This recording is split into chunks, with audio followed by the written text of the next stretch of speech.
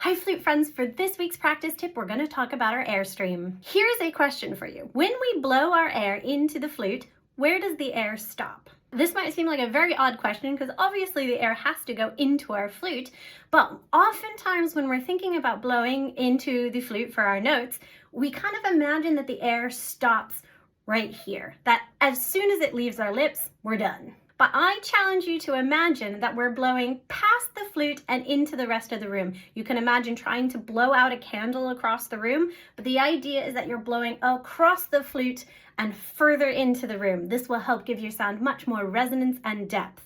Try experimenting with this idea this week. So if you take a couple of notes or maybe a phrase, try playing it once where you imagine that the air stops right outside your lips, that as soon as it leaves your body, you're done forcing the air going anywhere. And then try again where you imagine that air is really going strongly into the back of the room, against the other wall, blowing out a candle across the wall, and see what the sound difference is. Have fun playing with that this week and let me know how you go.